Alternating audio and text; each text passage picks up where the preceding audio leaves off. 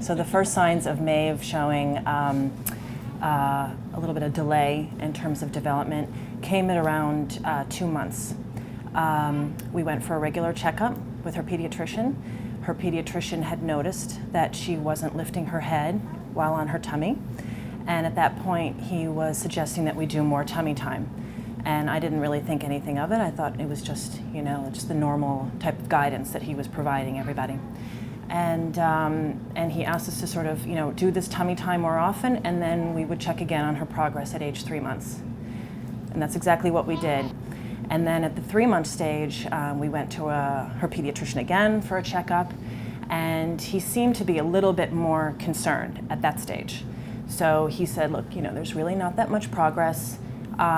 He said, I suggest that you really keep a close eye on it, and then, decide then maybe in a month to take additional action. And I didn't know what action that was at that point. So I just said, okay, we'll keep an eye on it. And again, I wasn't really too worried about it because I knew that every child develops at their own pace. And at basically 4 months, it seemed like she really wasn't making any progress. So at that point, the pediatrician suggested that we see a pediatric neurologist. And that already, sent shivers down my spine. I was like, this is, more serious. And that we had to see a specialist. That was unusual for us because our first child was fine. And so went to the doctor that he had recommended here in the city. And we met with him, and, he immediately did a clinical observation and noticed that, she had low muscle tone and had started to recommend blood tests.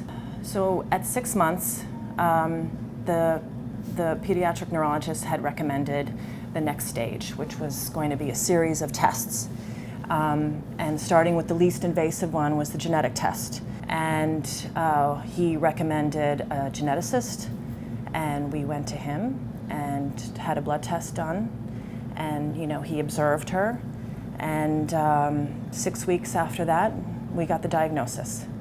And that was almost a year ago today. It was basically August 10, 2010. And the results were SMA type 1. And the reason it was type 1, he had determined was that because of the onset of the symptoms, the early onset of the symptoms show that she was a type 1. He also then referred us to a clinic that specializes in SMA.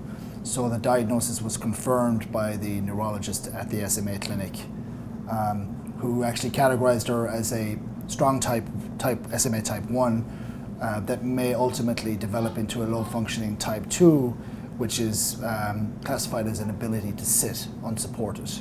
And he was correct in that because even though Maeve has been through a lot, she has shown great signs of strength through everything.